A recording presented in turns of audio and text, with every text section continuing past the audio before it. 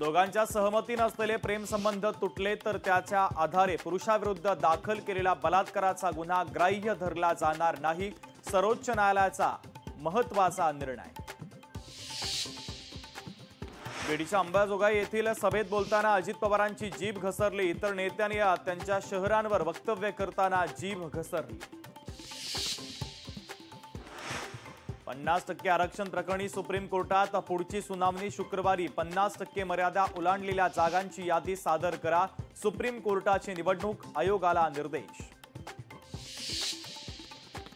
गौरी पालवे गरजेच्या आई वडिलांचं एसपींना पत्र, अनंत गरजेच्या घरावरील दिवसभरातील सीसीटीव्ही मिळवा अशी मागणी। मोकाट 2 आरोपींना अटक करण्याची पत्राद्वारे करण्यात आली मागणी। आक्षेपार्ह टी शर्ट घालत कामराची आरएसएसवर टीका, कुणाल कामराचं ट्विट सध्या चर्चेत।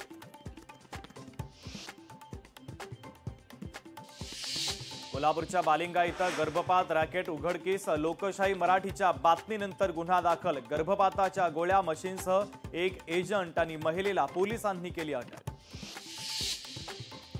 पुण्यामध्ये 21 लाख रुपयांचा गुटखा जप्त, गुन्ह्यांमधून सुरू होती गुटख्याची तस्करी, छापेमारी करत स्थानिक गुन्हे शाखेची कारवाई, आरोपीला ठोकल्या बेड्या। राम राज्यानं प्रेरित भारत साकारायचा आहे, केव्हा विकसित भारतासाठी अंतःकरणाला राम जागा करायला हवा।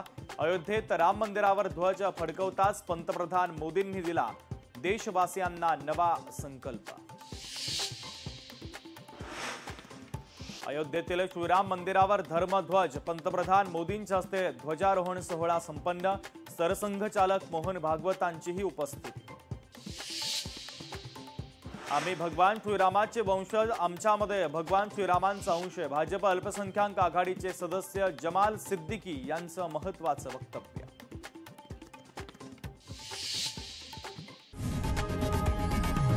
लोकशाही मराठी ऐका, पहा, जागरूक रहा।